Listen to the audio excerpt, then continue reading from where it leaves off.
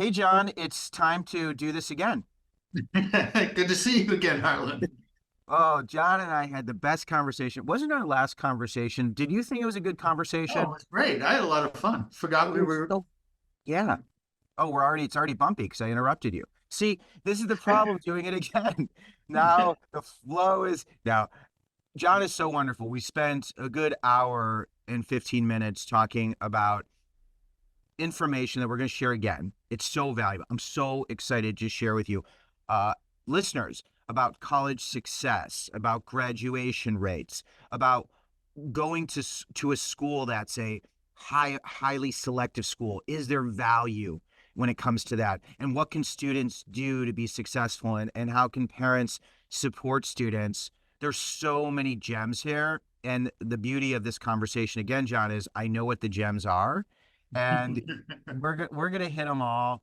And I also wanted to thank John in front of everyone because you're a very kind soul. And it's kind of an odd thing to say, but when we didn't when I didn't hit record, because basically we finished the whole conversation, I didn't hit record, and I had a huge outburst where I swore a lot. Did you mind my swearing? That's the first time I've ever heard you swear before, Harlan. And You we've known each other for like 20 years. were you surprised how much I swore? The outburst. Uh, it, it was fine. People swear. Yeah. I had such a big. I left that conversation. I was so embarrassed because, but I'm emotional. And I think that the thing about me and the thing about you is our work is emotional. Would you agree with that? Yeah, right. Because Exactly. you gather data. And the thing about you, when I look at you, I see data. Mhm. I see incredible information. When you look in the mirror, this is funny because I asked John the same question. I can't even pretend to do this for the first time. And we did a couple different takes because I screwed up the beginning. And the question was, when you look in the mirror, John, do you see data? And what I said then is I kind of think about, that what's his name? The Tom Cruise? Tom Cruise, right? The film where he's like moving all those screens Yeah. in front of him with all the data information, trying to put it together, and that's what goes on in my head. But it I doesn't go on in the mirror, but it goes on in my head when I'm trying to put things together. And people think about data and surveys and things as being very literal, being very detail oriented. It is detail oriented, but they don't think of it as being creative. And yeah. it is very creative because you're trying to find connections in the data. Yeah. And you do that through math, but also you pick what kind of math you're going to do and you pick different visualizations. So when I'm putting a presentation together, I might try two, three, four different ways of visualizing that data that makes it easy for people to understand what I'm trying to get across with that information. Yeah. Well, I love your data, and I love when you were at HERE, the Higher Education Research Institute, and that's really where our paths crossed. And at Mhm. UCLA, you put together this incredible survey that gauged first year experience and outcomes. And I just love that. And it's storytelling. You are a Yep. storyteller, and Right. what you're doing is trying to highlight trends and ask questions that can tease out this story. And when it comes to storytelling and data, and you're gonna get to know John. He worked at HERE for a while, at Gallup. He is continuing to do incredible research, and I'm so excited to have you here because I love data. Data is so interesting because expectations and reality, we really get to see how things play out. When you were at HERE at UCLA, is there Mhm. any data that would jump out that really magnified this idea of expectations and reality not always being aligned? Right. So the flagship survey at UCLA for the Higher Education Research Institute, which in its heyday, 500 or 600 different colleges around the country would use that with incoming first year students, and it's called the CERP Freshman Survey. CERP, some people called it CHIRP, but it was CERP, Cooperative Institutional Research Program. Very boring survey name. But so we had that at the beginning of the first year. And then we had one that we developed with the people you all know for the first year experience, John Gardner, Betsy Barefoot, Randy Swing. And that was at the end of the first year.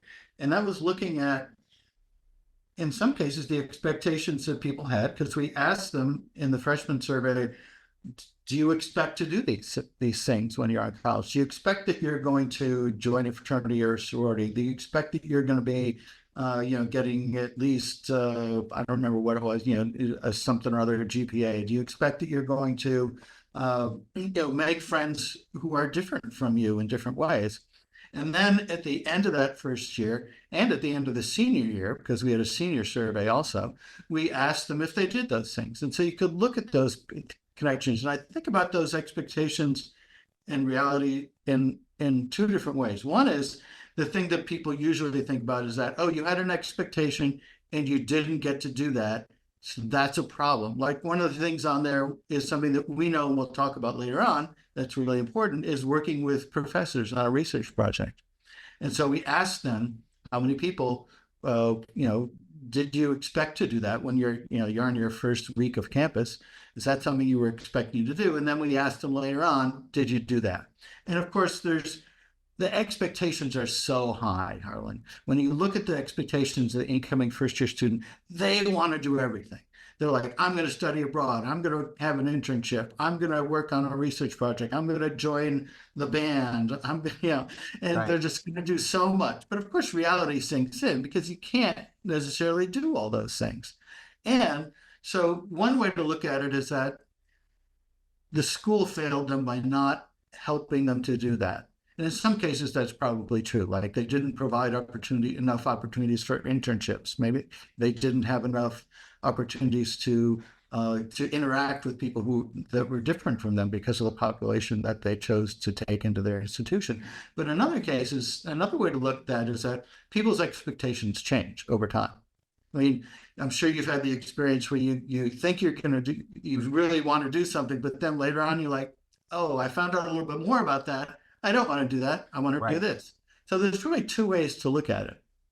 And that was, I think the most interesting part about that is what I just said was that so many expectations. And of course, when you ask people later on, did you do that? There were some people who didn't do that. So John, when it comes to students being happy at a school, was there any data that measured that? I was really interested in that because on the CERT freshman survey that students take before they get to campus or the first week they're there, we asked them, are you at your first choice, second choice, third choice, fourth choice, etc. Most people go to their first choice institution, which is good for them. But then also, so I wanted to look and see later on, did that impact satisfaction? And so we had that survey at the end of the first year. And so we looked at that balance and saw, so I'm trying to predict satisfaction at the end of the first year by choice.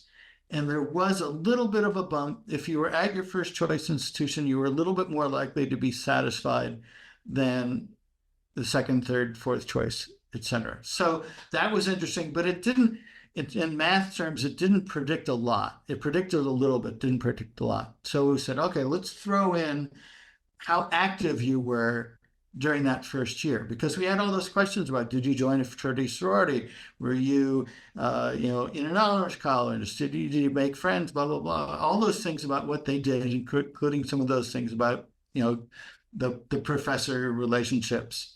And that was what made the difference. So once we factored that in, what you did during that year, how engaged you were with your college experience, first, second choice fell apart. It didn't have any impact on that. So people shouldn't get caught up about that. If you're going to your third choice institution and you're kind of grumbling like, don't worry about it. Just get involved. And that is going to make you just as satisfied as the people who are at their first choice. I think that's so comforting because I know there's a lot of students who feel like, their dream is over if they don't get into that really highly selective school. Yeah. But it's not where you go, it's what you do. And it's those relationships and experiences that really matter most. And it's also the attitude of the student. If you go to your third choice school and you're like, I'm going to go just because, I'm forced to go, and I'm going to prove to someone that this isn't a good experience, it's not going to be a good experience. Right. Yeah. But if you end up at that school that's a better financial fit, or the school that offered you more money, or is a school that's more geographically favorable, or whatever it is, if you go there and you really engage and get involved and have access to those opportunities, you're going to be successful. That's Right. great. It's so comforting. Is there any data from that survey that jumped out like year after year where people get really excited and the media would grab onto that you remember? Well, one of the things was about one of the things I asked about after being at Harry for a while, because I became curious about this, is expectations around graduation. And as you know, graduation rates aren't as high as they should be. In fact, the federal government looks not at just four-year graduation rates, which is everybody talks about four-year colleges, and we think, oh, we're going to graduate in 4 year. But they also look at 6-year graduation rates, because the four-year graduation rate isn't awesome. In fact, it's 49% of the people who start 4 years later. Only 49% of them graduate at that time. And then you drag that out to 6 years, and that gets up to 62%. So I was curious about that, because those of us in the business know that that's an issue, but other, people just apply to college really have no idea that so many people don't graduate. So I asked a question of the freshman survey about how long you thought it would take you to graduate. And there were things like, I don't think I'm going to graduate, or 4 years, 5 years, 6 years. And 88% thought that they were going to graduate in 4 years, but only 49% do. So that's a huge piece of information that colleges need to get out there to let people know, because there, a number of them, you get that 62% after 6 years, and it doesn't go much higher after that. So about a third of people who start don't graduate at all. And so, and in fact, another stat that we talked about last time that I looked up a little bit more because I'd forgotten the exact numbers was about that first year retention. Mm-hmm. And so when we talk about retention, we talk about from two different angles: retention and persistence. So retention is from the institutional point of view. That is, how many of those first year students come back for their sophomore year? And persistence looks at it more from the student point of view. That do you come back for your sophomore year just somewhere, not at that same institution? And the figures are a little bit different. For the same institution, only 67% of first year students come back for their sophomore year, which is just phenomenal. And it's gone up a little bit over the times that the first year experience, people have been working really hard on that. You think that's a good number? 67% coming back? I think it should be much higher. Right. I just wanted to make sure. And so let me keep going with this persistence thought before I forget.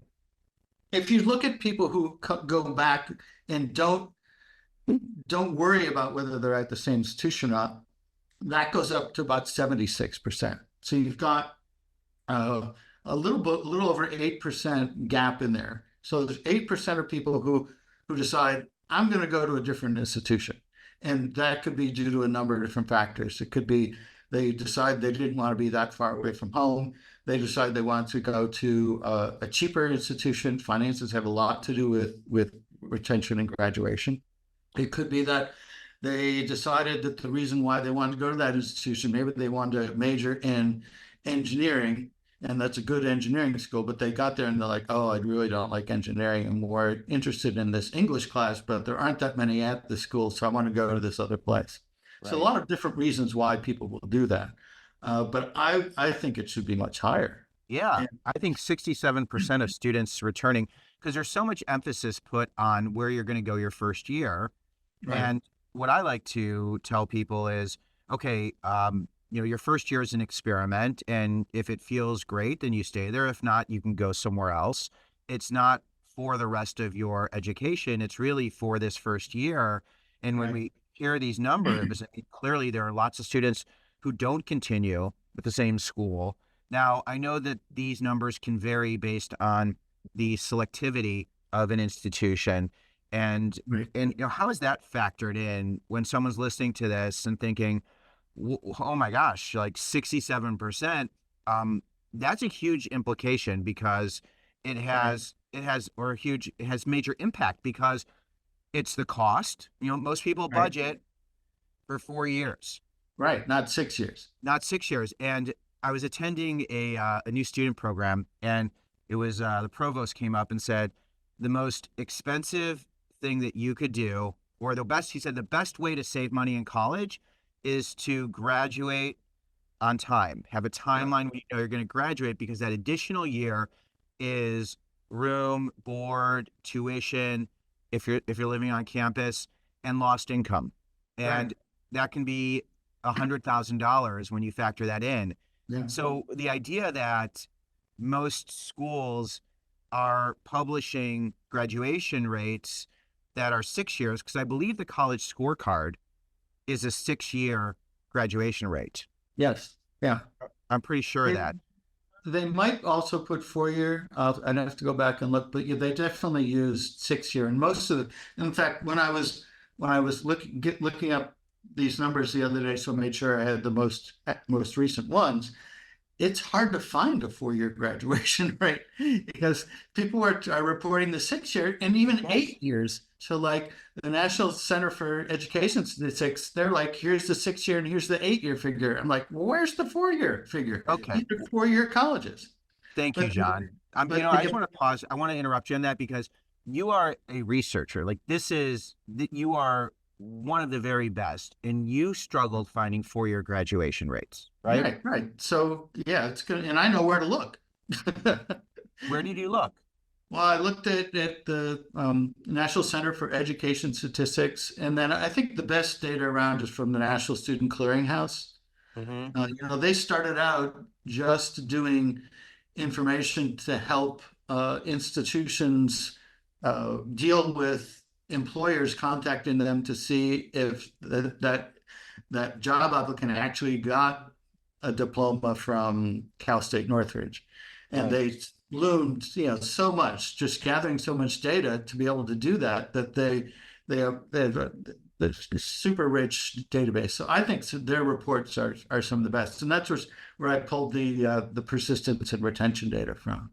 That's great. I mean, that's so interesting. And I have really struggled trying to find the 4-year rate because I found a Mhm. publication from College Board that's super dated because I would use this in my presentations. Mhm. And now we're at a place where like the 6-year just tends to be, the assumption is that when someone looks at that, they're probably thinking it's 4 years versus the 6 years because Right. it's really Yeah. in fine print. Right. And if you said to anybody going to college, oh yeah, it might take you 6 years to graduate, they would be like, pulling their hair out. Like, what are you talking about? 4 years is Right. enough. It's expensive enough. Of course, when colleges talk about how much it costs to go here, that's 4 years. Nobody's saying 8 years, because then you'd be completely horrified. But to go back to the question you had a few minutes ago, are there schools that do better at graduating and persistence? Yes, and it's what you would think. It's the more selective schools. When I worked at Dartmouth, when I was at Dartmouth for 14 years, I was given surveys to my students there, UCLA surveys in it mostly, and then things I created on my own. But when I was at Dartmouth, almost everybody would come back for their sophomore year, and like 96%. I'm remembering, it might be wrong, but somewhere in there, plus or Right. minus, would graduate in 4 years, because that's the mentality of the community. So you've got two things going on there in these highly selective schools. Number one, they're taking the cream of the crop. They're taking really smart people because they can. When I was at Dartmouth, the dean of admissions there would say, based on the number of applicants that we get, he said, I could fill the class over again 3 times with people who are just as good as this other one here. So you've got a lot of really smart, driven people. But then also, one of the things about those schools is that they do a great job of supporting students. So you've got, people complain, oh, there's too many deans, it's too expensive, there's too many deans, you've got too much this, you've got this big study area, you're coddling these students, but that's what helps them graduate. And so those are the two things: smart students and just wrapping a cocoon, like you are all set to get these people to graduate. Right. And I want to just push back a little bit on just the idea of smart students. And I know what you meant by that, and it's not a youth thing. I just find that there are so many students, and this is a me thing too, because I was like a 3.0 student, 2.9. Thank goodness for gym and arts, put me into the 3.0 range. I struggled when I took tests, had ADHD, have ADHD. I was never really diagnosed. I got an adult diagnosis, and I thought that I wasn't smart. Like I really thought I was stupid. And anything I did that was like beyond the realm of like mediocre, I was like, wow, I was able to do something amazing. Wow, this is such a fluke. And my intellect and abilities, I looked at as being this kind of, I had no control over it. And I wasn't a student who could go to Dartmouth. I didn't even think of going to an Ivy League school or a highly selective school. I ended up doing really well on my ACT. My SAT, I didn't crack 1,000 when I did this. And I used to be really ashamed that I struggled. My ACT, I did so well that I called the ACT headquarters. You're like, are you sure this is right? I did. I just wanted to confirm the score is accurate. And they're like, yes, it is. And fortunately, it was my high ACT that enabled me to get into the University of Wisconsin in Madison, which was good school, great school. And but I got rejected by a lot of others. But anyway, this idea of a smart student, I just wanted to just take a second and pause, because I think that sometimes at these schools where students' GPAs are high GPAs, they might get in there, they might graduate, but in terms of life skills, in terms of emotional intelligence, in terms of long-term success, and I know we're going to talk about that when we talk about the Gallup-Purdue Index, of their job satisfaction and all of that. There are so many students who are successful and have the potential to be successful, who can go to lots of different schools where the graduation rate might be lower because they have a larger pool of students and they don't have as many resources, where that student has to really advocate or find a school within a school. But I'd like to speak to that. Maybe this is a good time to transition to the Gallup-Purdue Index. And, you know what, before we do that, John, if somebody is interested in retention rates, when it comes to graduation rates, and it's a parent, who do they ask? What do they do? Because I know you have a certain approach. So the college scorecard, which you mentioned, just Google that. That's run by the U.S. Department of Education. But also, every college should have somewhere on their website a form called the Common Data Set. And the Common Data Set came up somewhere, at least 20 years ago. It was a bunch of institutional researchers, people like what I was doing at Dartmouth, people like who administered our surveys from UCLA on their campus, who also get all these requests from the college guidebooks. So U.S. News and World Report and Barron's and blah, blah, blah, blah, you just get inundated with these questionnaires. Fill this out. How many faculty do you have? How many students do you have? Well, how many faculty do you have? Well, what do you mean by faculty? So you have to have a certain definition of that. And so one school or one guidebook might have one definition that maybe they hadn't thought about. What about the faculty who are on sabbatical? Are you going to count them? They're coming back, So the institutional researchers said, this is ridiculous. We're getting way too many of these forms. It takes way too much of our time. Let's look at the common questions on these and just let's put a form together that we all fill out and then give to those guidebooks. And then if U.S. News and World Report or Barron's has a couple of extra questions that they've specifically asked, then okay, we'll do that. But that'll only take, an hour as opposed to 12 hours to fill that out. So all the schools put this common data set on their website.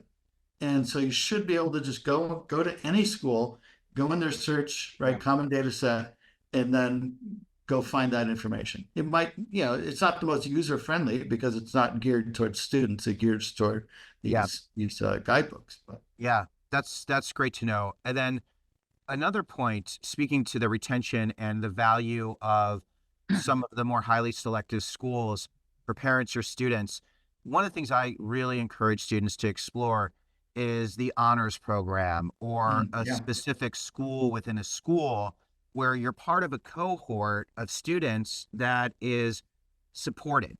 You're in a living and learning community. Right. You have a college access mentor or a first generation group or trio students.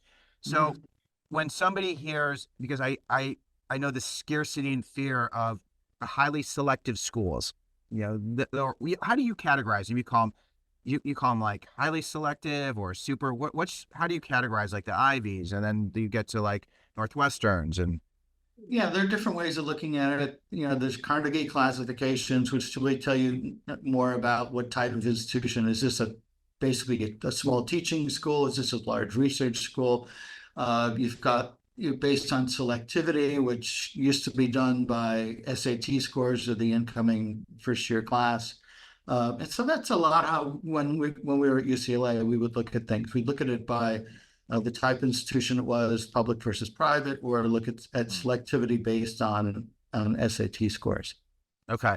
So but that got harder to do when SAT you got optional. So that really messed up trying to figure out if the school was selective or not. And it's so and then you've got like mythical selectivity, like here's the Ivies, and then you've got the Ivy Plus, and then you've got the colonial group and all that. So those are all mostly based on history.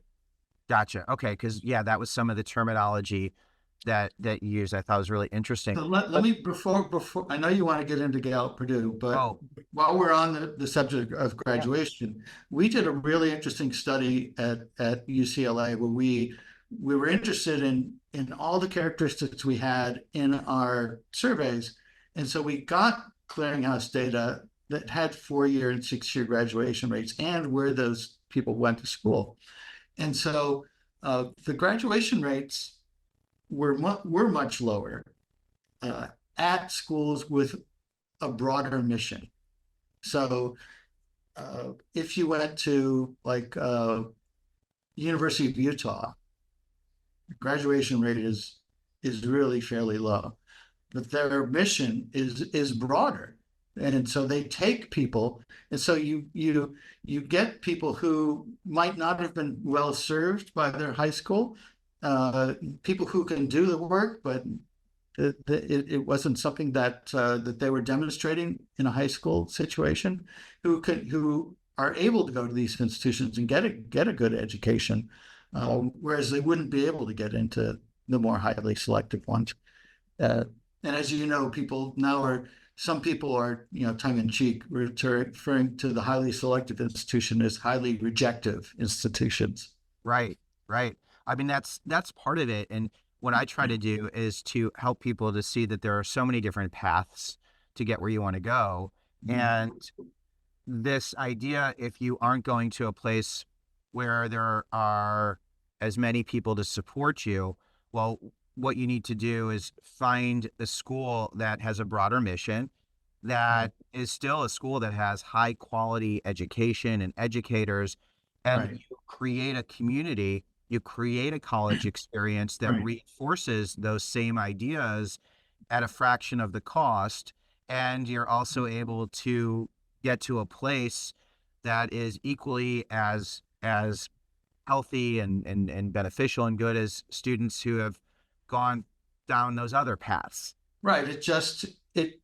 it's going to take a little more work to do that, because you don't have a dean emailing you saying, "Oh, Harlan, I see that you weren't doing so well in your engineering class. Come on in and let's talk about this, about resources that we have at the institution, at the Academic Skills Center, that can help you." If you've got a large institution that with a lower staff rate, then you can't do that. So you have to know personally, you have to know yourself, whether by looking at, like you talk about this kind of stuff all the time. You're always giving people tips on how to be successful in college, which is great because a lot of people don't know that. And so if you watch Harlan's podcast on the Academic Skills Center, or the importance of office hours, then you know that those are things that can help you. Whereas if nobody's told you that, if you're a first generation student and your parents didn't have experiences in college to tell you, go to office hours, go to the Academic Skills Center, then you might not know that. The whole idea of office hours, I can't tell you, that is one of the strongest pieces of feedback I get, is students who say, "Thank you for encouraging me to talk to my teacher. Yeah. Thank you for encouraging me to go to office hours," because I don't think everyone even knows what office hours are. No, and you know, you did a great thing on that a couple of weeks ago about office hours, and that's how. So when we talk about Gallup-Purdue, we'll talk about relationships and how those are important, and a lot of the ways that you can make those relationships with your professors is by going to office hours. But one of the things I read recently was that, you know, professors assume that you know what office hours mean. Everybody puts their syllabus out at the beginning of the, you know, here's my 12-page syllabus, and the students start reading it. It's prominent on there as office hours. It'd be like, you know, Monday and Thursday from 3 to 5. And they assume that people know that. But in talking with students, what some people found is that students had, well, okay, let's define office hours in case anybody doesn't know. This is a time when a faculty member is sitting in their office just waiting for students to come by and ask questions. And it can be like, "I don't understand why I didn't get the answer right to question 5 on the quiz last week." Or it could be, you know, I'm seeing something interesting in the reading and I wanted to talk to you about it because we didn't have time to talk about it in class. Or it could be something totally different. Be like, "Oh, I see you're the advisor to, you know, the band, and I'm really interested in the band." Or, "I saw on your website or your social media that you have an Elvis bobblehead collection, and I do that too." And so you make these connections with people. Right. But some students think that office hours mean, this is when I'm in my office working. That's when you should not come by. Right. Which is totally opposite. The opposite, right? Right. So fascinating, because there's this assumption, and I think that so much of this is tied to privilege. It's tied to preparation, and especially first-gen students. I do a lot of work with college access programs. I do a lot of work with independent schools where students are really resourced. And I find just across the board, though, this idea of talking to teachers and advocating for yourself, you know, it'd be fun. You know, we were talking about surveys we can do, and I would love to do something about advocacy. You know, how comfortable students are asking for help, approaching teachers, taking advantage of academic resources, telling someone when there's something emotionally troubling, because we have these, you know, these record-breaking statistics of students experiencing anxiety and depression, and you know, I feel like I have a pretty good idea of where this is coming from, and that's where the tips and so much of it is correlated to the information that you've gathered and you shared. Now, I want to talk about the Gallup-Purdue Index, and I also want to reference, and I wish I did this at the very top of our conversation, but I can always pull clips and let people know.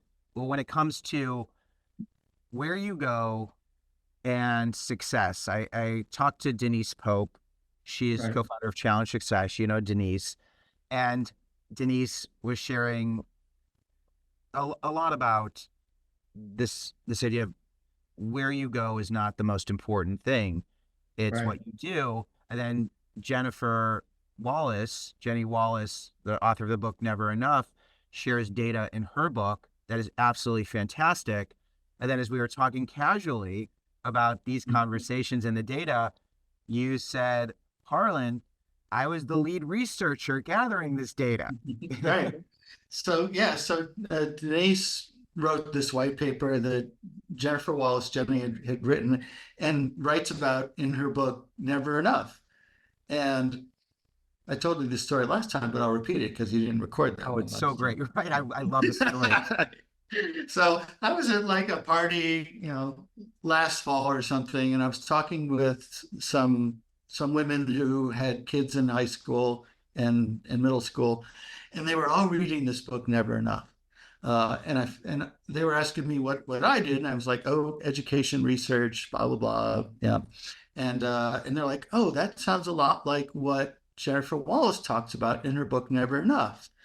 So I go home, and the next day I go across the street to the bookstore and buy this book, Never Enough. And so I'm reading through it, and I get to page like 121 or something, and she's like, the Gallup-Purdue Index, blah, blah, blah, blah. I'm like, wait a minute, that's my research. And of course, she didn't know. She didn't refer to me by name because we didn't put our names on that report. It's just, Gallup, education. And you only knew it was me if you were in the education world and saw me going around the country speaking about this, or you read something in the New York Times or something and remembered it, years later.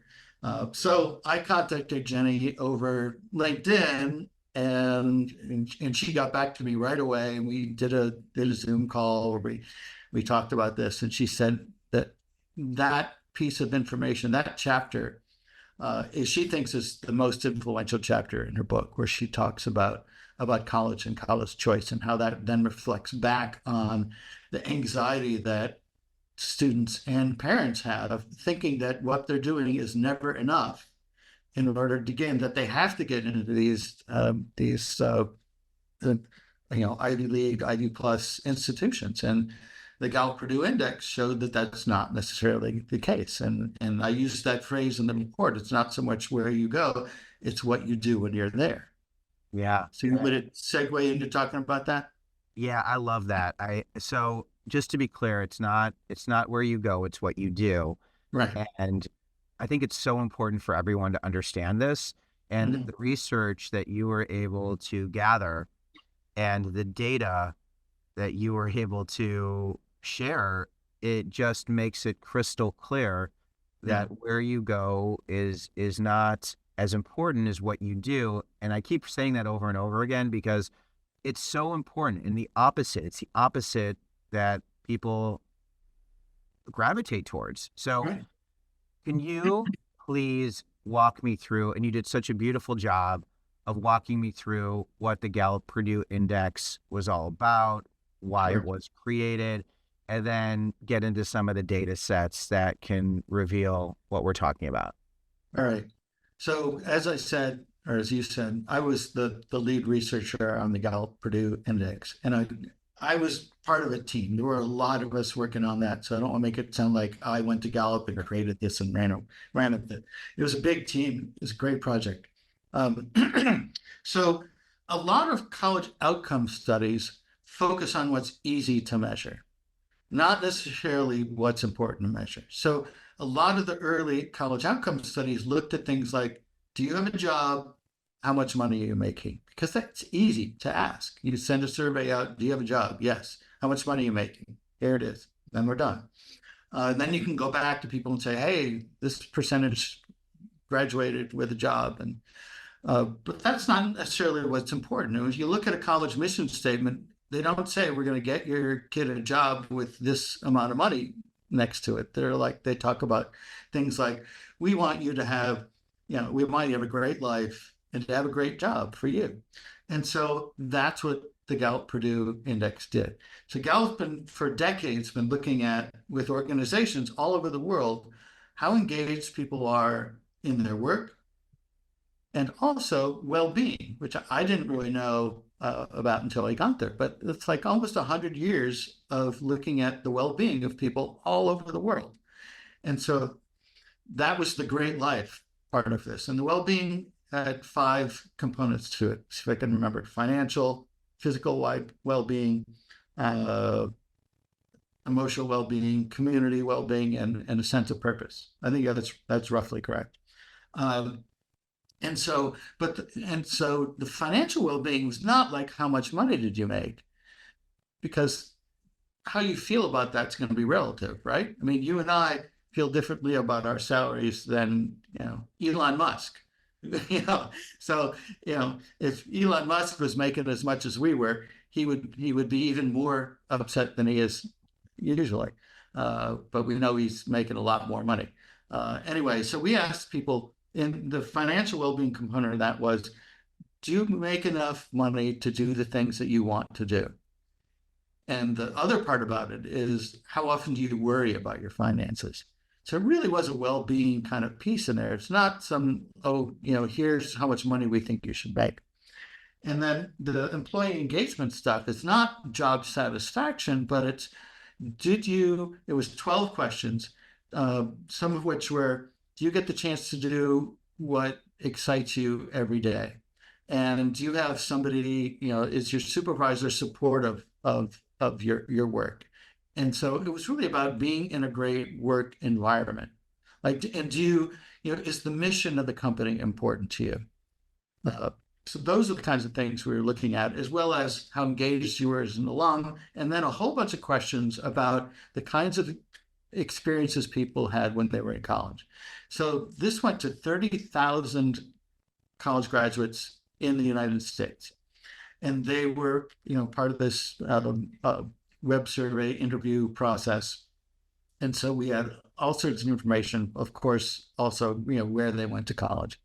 And so we had people, 30,000, people graduated 5 years ago, 10 years or 20, 30, et cetera.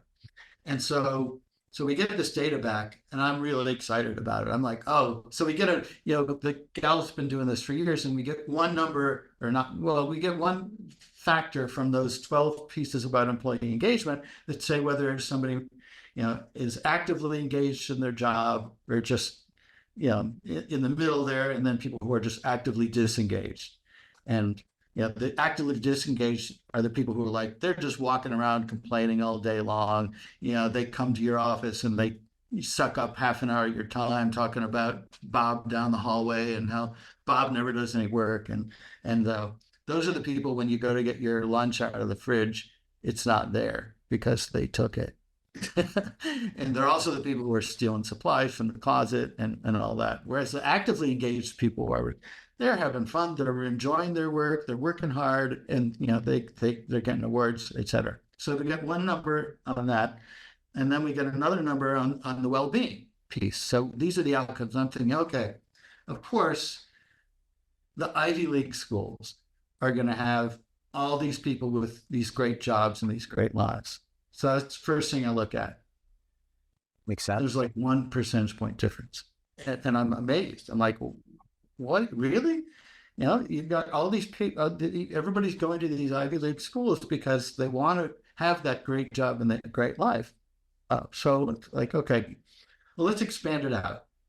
Let's look at the Ivy Plus groups. You've got the Ivies, Harvard, Yale, et cetera. And then we add in Duke and MIT and Stanford and Chicago, those kinds of institutions. I get that data back and I look like, it's like within 1 percentage point. It's like, that's crazy to me. So like, all right, let's really expand it. So we look at the Barron's top 100, or maybe it was US News top 100. And still, there's just very, very small differences there. And I'm thinking, this is really interesting. It's saying that first part, which is, it doesn't matter so much where you go. We got people from all over the country going to all sorts of different kinds of institutions who are having these really good outcomes, but they didn't go to Harvard. They didn't go to Duke. They went they went somewhere else. And so I'm thinking, okay, what does matter in here? Where can we find these differences with the great job and the great life? What's pointing towards? What can we tell people from this research project? Because we just go out and say, it doesn't really matter if we go to an Ivy League school, and that's the end of the story. That's kind of a short story. So So I went back to the kinds of experiences that people that we asked about, and we used the literature that a lot of the research that we've done at UCLA and at Indiana with the National Study on Student Engagement people and other people in higher ed to ask about these experiences that we know can make a difference. Right. And we found 6 things that really, if you had these experiences, it was 2 or 3 times more likely that you would be engaged in your job or that you would have a high level of well-being. And those 6, we called them the big 6. I didn't make that up, somebody else did. We called them the big 6, and they really came out into 2 different categories. One is relationships, and the other is experiences. And so the relationships are, if you had, and these are all people who strongly agreed with these statements. If you had a professor who made you excited about learning, if you had professors who cared about you as a person, and did you have a mentor who encouraged you to pursue your goals and dreams? So if you had those kinds of relationships with people, like even one of those could just pop you up into, more of the greater life and the greater job. And then the next 3 were about experiences. So those were, did you work on a long-term project that went over a semester or 2? So that would be like what we would talk about now is like a culminating experience, or as people back in the day would say, their thesis. So did you work on a project that went over multiple? So basically that's about, thinking about long-term, spending a lot of time working on one thing and being able to look at the real nuances of that project. Kind of like what you do in a job. Did you have, while you were in college, did you have a job or an internship where you applied what you were learning in class? Which is a big thing. As you know, the TED Talk I did talked a lot about the importance of that. And then the final one of those was, were you extremely involved in extracurricular activities or organizations? So it's not just like, oh yeah, I was in band, one semester and then I dropped out, or, I was on the intramural soccer team one time. This is like, were you extremely involved? Like for 3 years, did you work on the school newspaper and maybe you were an editor at the end? Or were you really involved in your fraternity and you were the treasurer? Or just, something that really, it's about passion, I think. Right. Were you really passionate about something? And did you have something like that in your life? And those were the things that really mattered. So it wasn't so much where you went. If you went to an Ivy League school and you didn't do any of those, your scores on the great job and the great life are going to be low. But if you went to a less selective school and you did some of these things, you were going to be much higher in that area.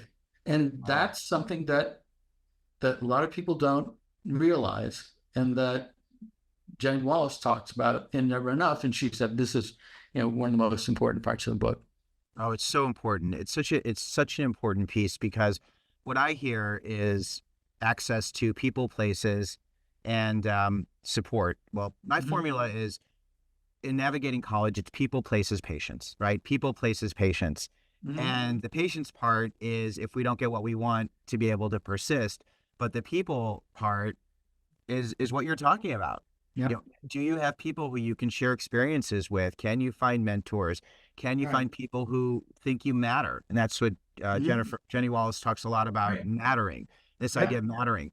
And then it's those experiences, the internships, the immersive projects, really being engaged in something that's exciting. I think of my experience. I was in a fraternity, which was, a mediocre experience at first, and turned out to be better.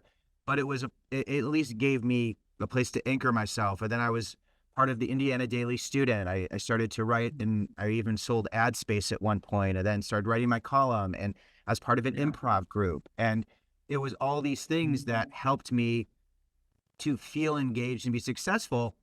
And what I want to point out is, at a lot of the Ivies or Ivy Plus schools that you mentioned, when it comes to access for first-year students, in terms of clubs, activities, and orgs, a lot of times they need to apply, they need to audition, they need to be invited. This is one of the biggest challenges that I've seen so many students face, because you have so many high achieving students who are seeking leadership opportunities. Right. And it's hard, and they don't always get access. And this is where the mental health issues can come into play. And this is where, yes, they'll graduate and yes, they'll be supported, but do they have access to clubs, activities, and organizations where they can be included and welcomed simply because they exist? Like that is pivotal.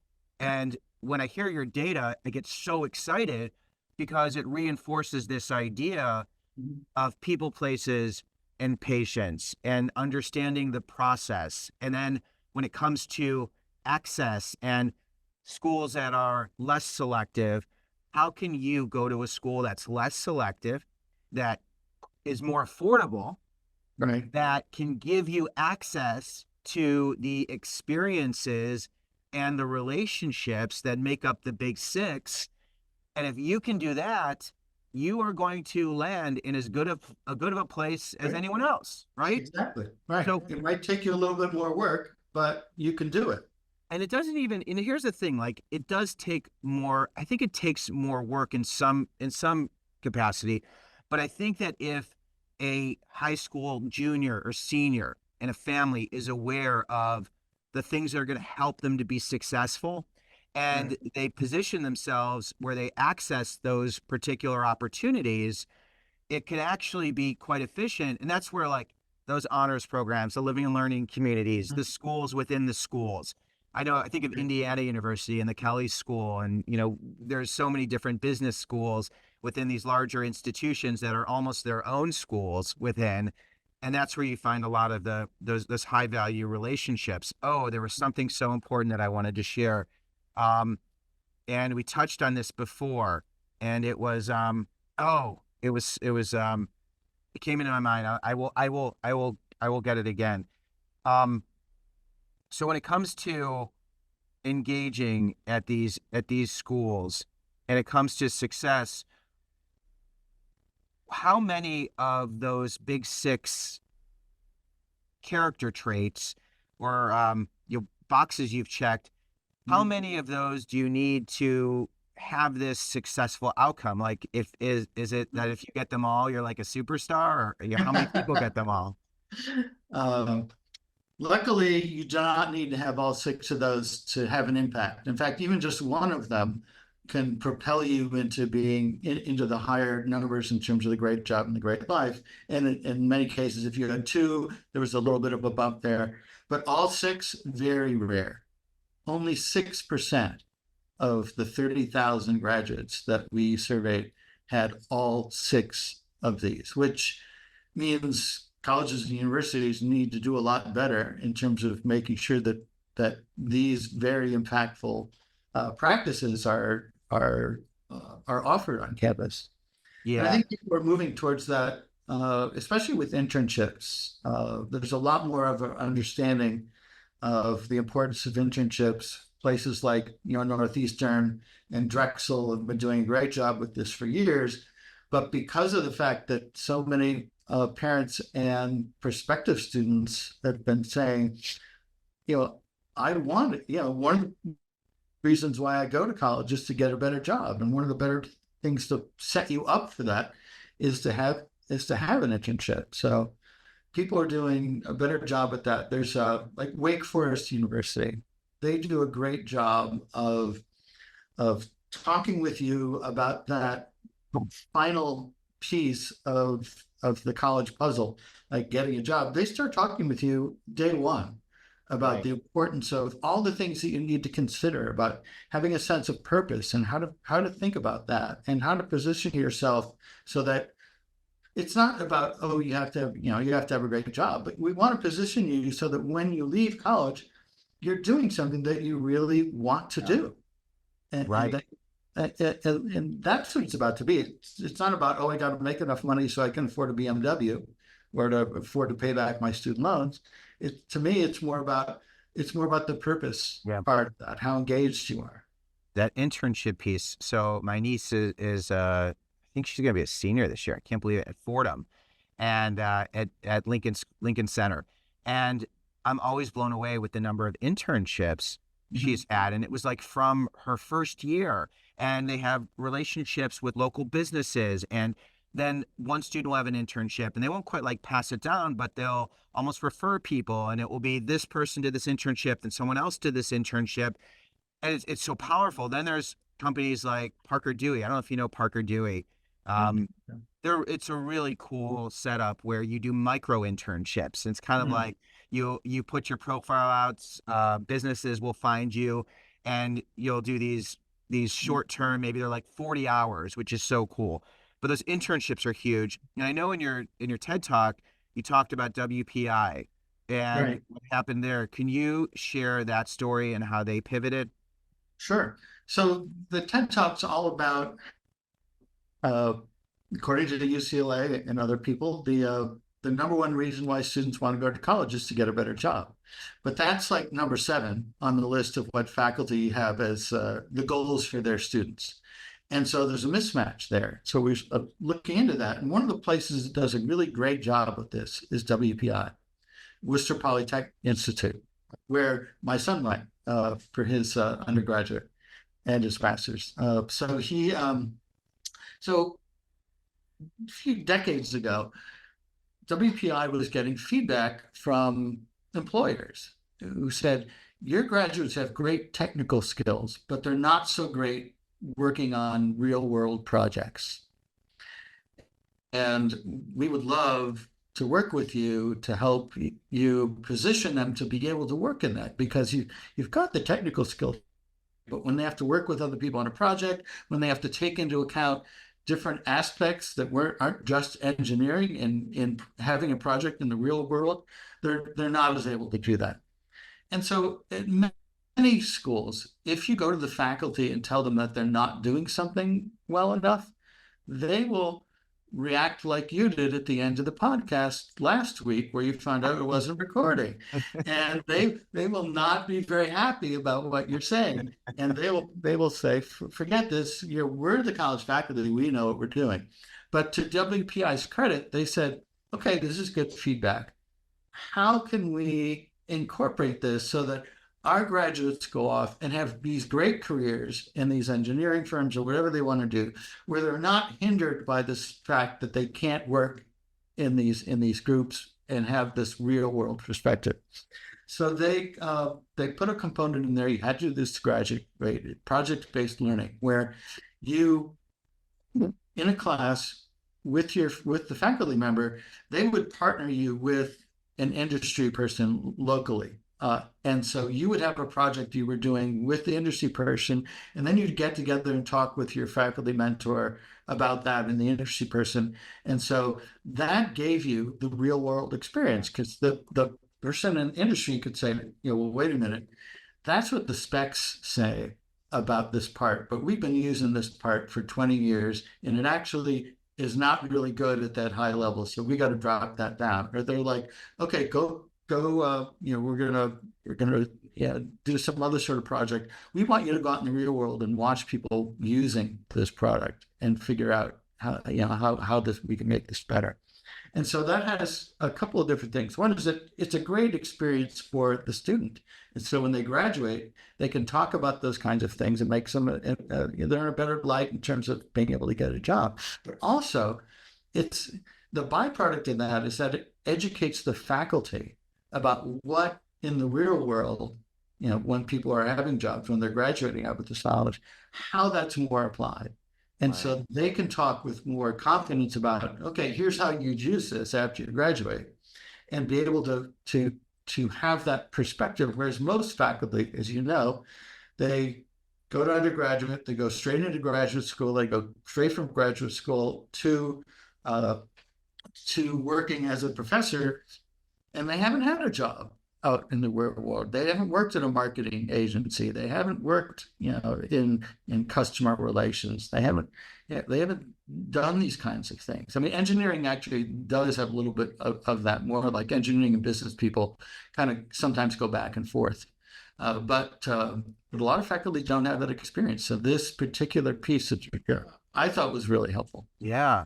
I think it's important to also look at the faculty, and sometimes people will see faculty that's even adjunct faculty.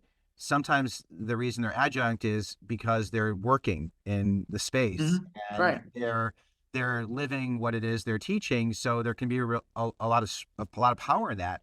I love community colleges. I think the faculty, the staff at community colleges, so many of them are involved in so many different areas. They bring such expertise, and they're so student oriented.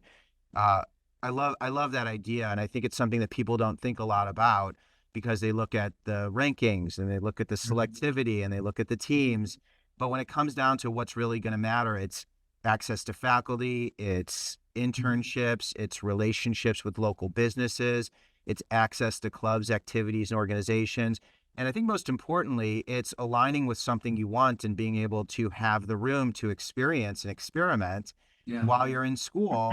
And at a lot of schools where it's so you're really on a very narrow path, you don't always have that option. You don't always have that. Now, when I talk about these highly selective schools, and listen, if someone goes there, they also could live a great life, and there's so much to be said about it. So in no means am I leaning one way or another, but the majority of people don't have access or don't have the money to be able to access in terms of getting in, and then also the affordability. Because I don't know if you saw, it was Ron Lieber, a recent article that Ron Lieber is in the New York Times, does the money column, and I'm saying that for other people, not necessarily for you.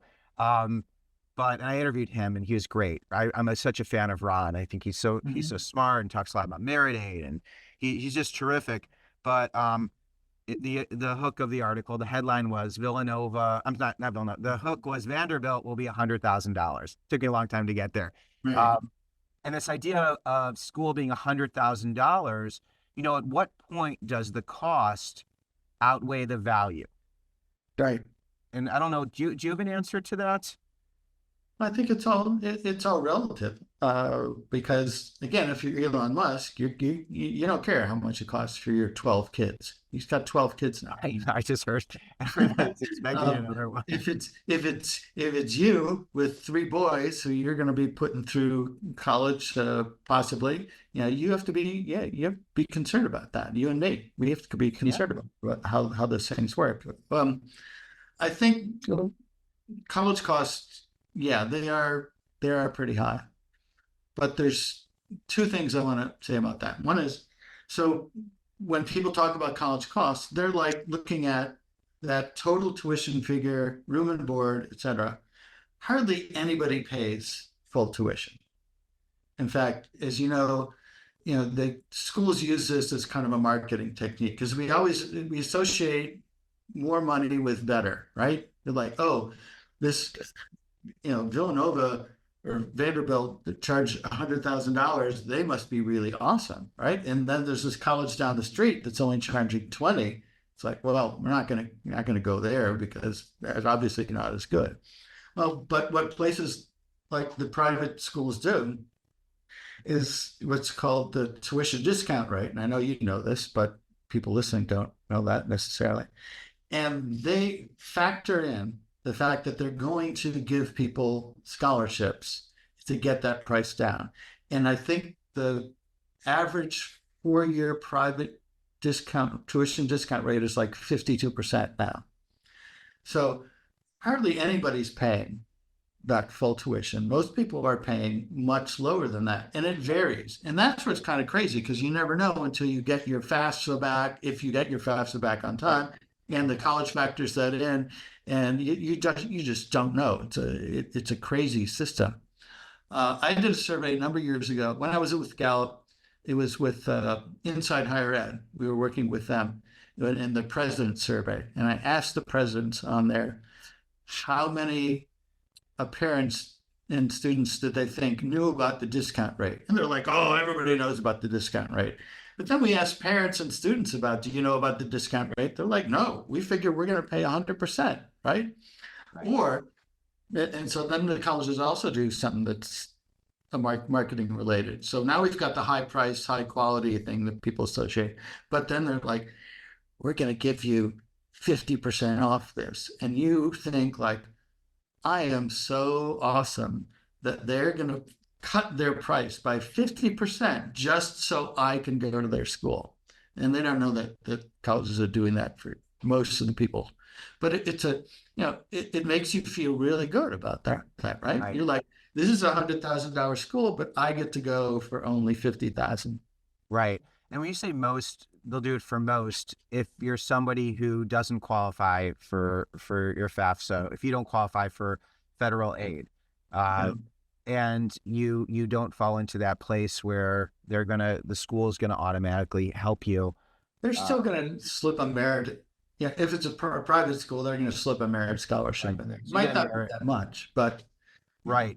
So we're talking if it's a school that 100,000 room board, tuition, expenses, and then you get 50,000 discount, let's say that 50%. So then your college education is about 200,000 if you graduate in 4 years. Yeah. So it's still a lot, and it doesn't matter. There's your point of it all depends on what you have and how affordable it is. But then there's also the part of the value, and this is where I see the way prices are going. And I think a lot of people who do have resources are very careful how they spend their money. And they should be. And a lot of colleges are looking at that and they're like, oh, well, you can dip into your retirement to pay your kids' college. And that's just wrong. That right. Shouldn't. So the measurements, and I like what we're doing here. I mean, I really love it because what we're doing is giving people data so that if they don't go to that out-of-state school, and if the parent says, you know what, we're going to be in-state for undergrad, and you can go to an out-of-state school for a grad program if that's really important, but let's save our money so that you're going to be in a place of strength. And then the student's like, but that's my dream school and that's my dream life. Well, here's the reality. You can still live your dream life and you can not have as much debt or make as large of an investment. And college is very emotional, but data is not. Like data is data, right? Do you think data is emotional? It's not. I mean, it can't be emotional. No, it's how do you interpret that data? And so one of the emotional things about data that the media manipulates is about student loans.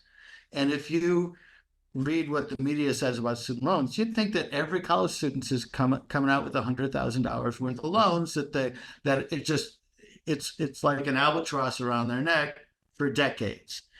And that's not actually the case. There's very small, like 4% or so of people who have student loan debt of 100,000 or more. And almost all of them are medical and law school students. Really? I'd be so interested because I would expect that to be, so 100,000. So I know the average. What's the average? Do you know that offhand? The average is right now, I think it's around 33,000. Right. It's going to be a little higher for a four-year private than a four-year public. Right. But that's to me, that's manageable. To me, if you look at the rates, the interest rates, and the 10-year payoff, which is what they calculate when you get that, it's like $350 a month, which it's not nothing, but it's nothing like what people scare other people about loans. Right. And for some people, the loans, we've seen research that shows that people who are loan averse, and this is great. If you want to graduate without any loans, then that's great. You usually have to take a job to do that. And if you have a job that's like 10 hours a week or less, that's kind of a sweet spot. If you have a job that takes more time than that, then that takes away from your ability to get that degree. And the worst thing you can do, the absolute worst thing you can do, is to go to college, take out loans to go to college, and then not graduate. Right. Because it's the college degree that gets you that bump in income. In fact, over a lifetime, it's like $1 million difference between people who got that degree and people who didn't get that degree. Right. Right. If you go to college and have loans, don't get a degree, you're worse off than people who didn't go to college. Right. Right. And it's important for people to understand the math. And if they're graduating with $30,000 in loans, I like them to do future math. And you did a great job where, saying it's, $30,000, maybe $300 a month, ballpark. And everybody needs to do their due diligence and do the math.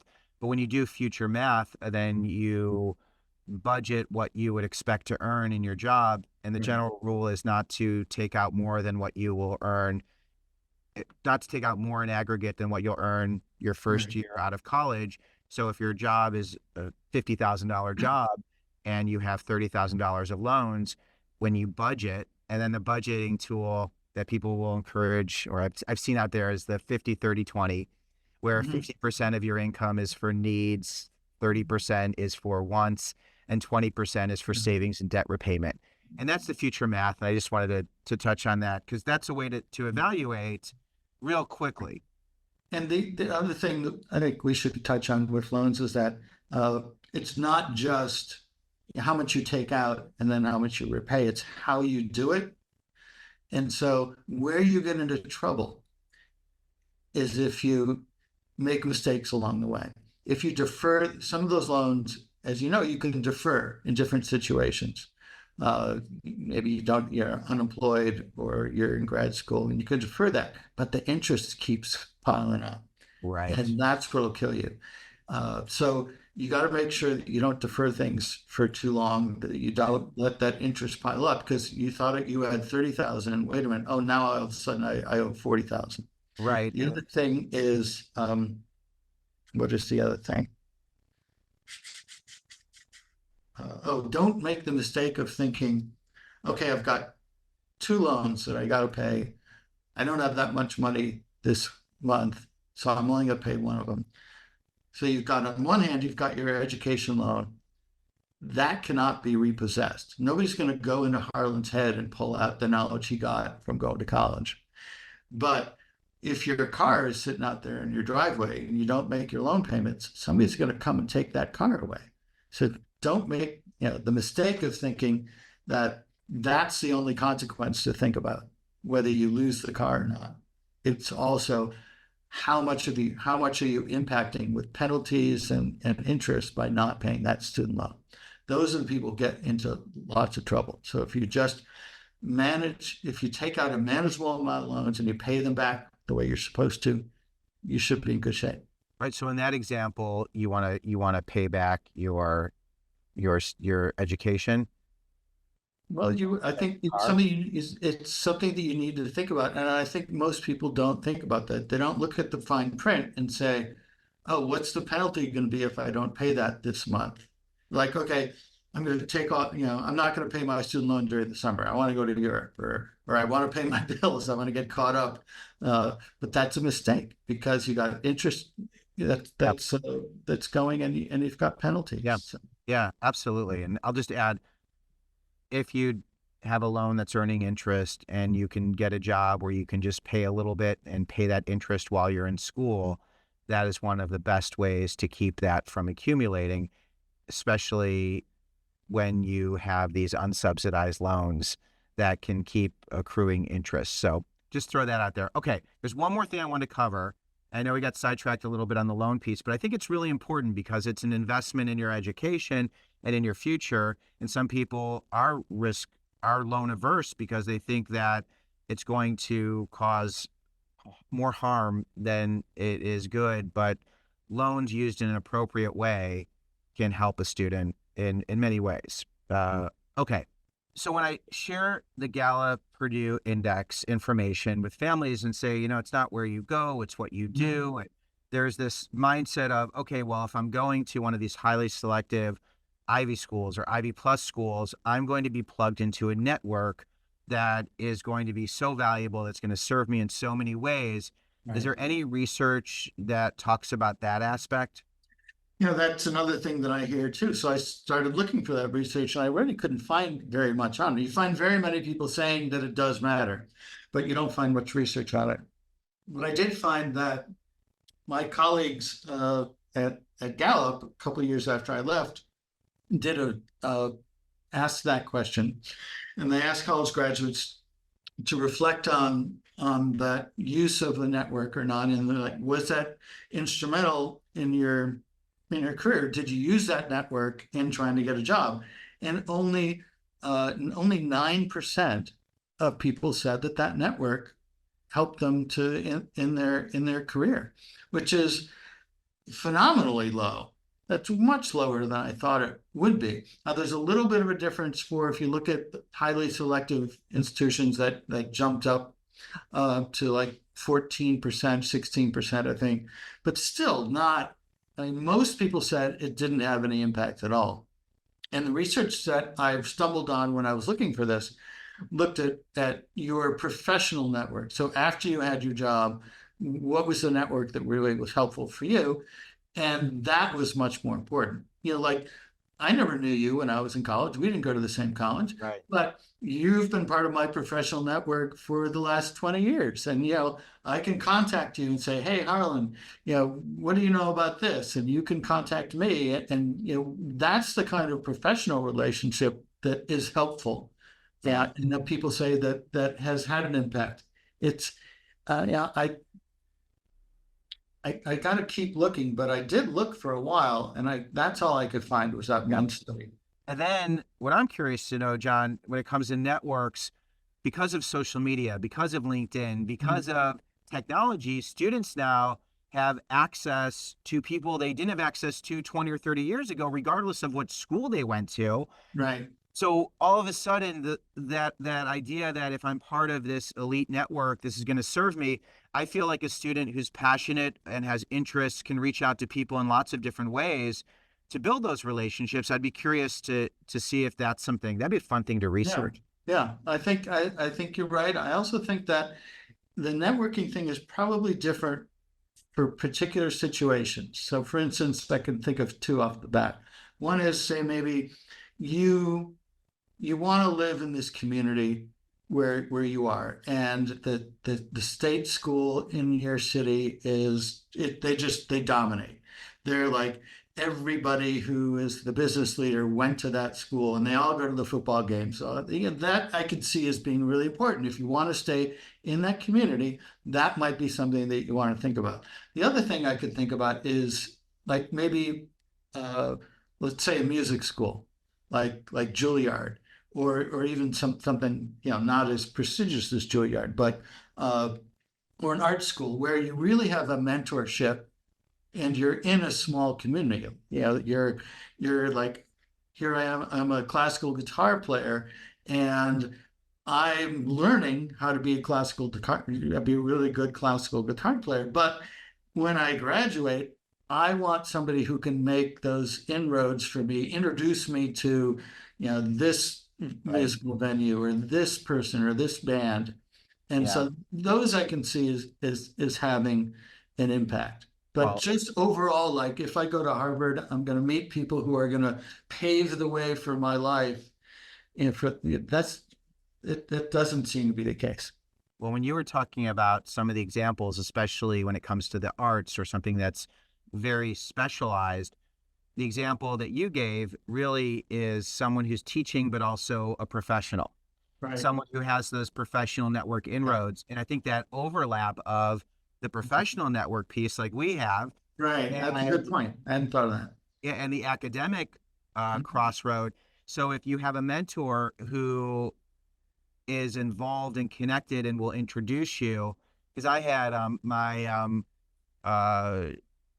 college newspaper advisor was very connected to lots of other people professionally. And then there was someone within the trade, this guy, Dave Astor, who wrote for this editor and publisher. And I think he knew Dave and introduced me to Dave, but it's what type of professional overlap do your instructors have?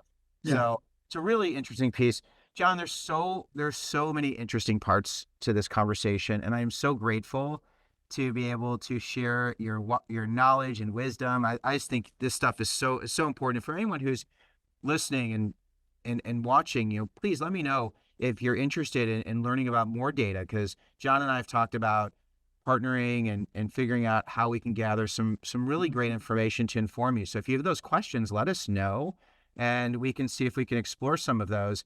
So John, now, where are you right now in terms of how do people find you? What is it that you're looking to do? Because I just think you have so much knowledge, and you're just such a good person too. I mean, I really enjoy you. Thank you. One of the benefits of that not recording last week is we get to hang out again for another hour. Yeah. So a couple of years ago, it occurred to me, I'd spent most of my life talking to other higher education professionals, and it's like, here's this, and they're like, oh, that's great. We're going to go back to our college, and we're going to have a program about this or that. But I haven't talked to parents so much. I did a little bit at my kids' high school, but when I talk to parents of high school and middle school students and high school students now, and they're like, oh, what do you do? And I tell them, they're like, I had no idea that is. And we've been going down having this particular idea, and what you're telling us is very different. And so instead of going out and speaking to other higher education professionals now, I'm really developing a branch of speaking where I want to go out and talk to parents. I want to go out and talk to students and get this information, because I don't know why they're not reading the Journal of Higher Education Research all the time, Harlan. It's not mainstream stuff. So if I can interpret that information for them and help them to understand the facts versus the myths, that's what I want to do. So they can look for me. I have a new speaking website. It's called John Pryor Speaks, Pryor with a Y. It says right there. John Pryor Speaks on Instagram or the website, and contact me, and I'm happy to share whatever I can. I think that would be so cool. John, would you ever be open to a school saying, we'd love to have you speak. What we'd like to do, though, is gather some data based on our population and our school, and we'd like to have you conduct this survey, and then as part of the event, sharing, of course, these trends through the Gallup-Purdue Index and HERE and these other leading research gathering centers, but then doing something specific to a community. Is that something that you would, is that something you could do? Is that something you'd be open to? Yeah, probably. Yeah. I mean, I just think it's so... It would be, that's an interesting aspect, because it ties back into what we were talking about, expectations and reality, earlier in the podcast. And so I would probably look at expectations that people had, and then gives them the data that shows it either bolsters that or says, here's some other ways to think about it. Yeah, because I think there are so many people who are in denial, and when it comes to the whole college admissions process, and when it comes to college success and career success, people are very rooted in a mindset that makes it comfortable and secure for them. And when you or me or someone else says, no, it's not quite like that, people don't like to hear that, because the unknown is scary. So we want to come up with frameworks and ways of approaching scary situations that are comfortable. So I just love that idea, and I love to figure out ways where we can partner with each other, because the truth is so empowering, and I think that people oftentimes they struggle acknowledging it, but there are ways to make it. And there's so much stress. I mean, there's a recent survey by National Association of College Counselors asking high school students about stress and the anxiety that they had. And the number one source of anxiety was, how do I go about applying to the right college? And their number one fear was that they would blow it, that they would, there was some aspect of that application process, or the choice process, not just the application, but they're like, I'm so worried that I'm not going to choose the right college for me. It was more anxiety than any of their academics. Right. It reminds me of the question, I get this all the time, where people will say, should I go to this school or this school? Yeah. Right. Which is the better school? And my answer is they're both are better schools. It's like, what is it that you're looking for? Because there are lots of schools that are better schools, and relieving that stress. That's where I'm really focused a lot of my energy on, is how do we reframe this so that we know we're going to be okay no matter what, and what are the things we really need to look for when finding a school that fits. And I think this conversation is such a great place for people to listen to many times, because what we shared are the fundamentals, the pillars of success. Right. And unfortunately, it's the student and the family that need to really focus on what's best for them as opposed to the best school. And people still struggle with that. So we're going to work on this. I'm on board. So John, I'm so grateful for you. I'm so happy I hit record. We are going to do more work together. I'm always open to feedback from listeners. Let me know what you want more of. Let John and I know what are some topics you want us to explore.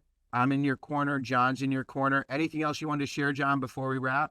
This has been great. Really appreciate you, Harlan, having me on here, being able to talk about all sorts of stuff that we're both passionate about.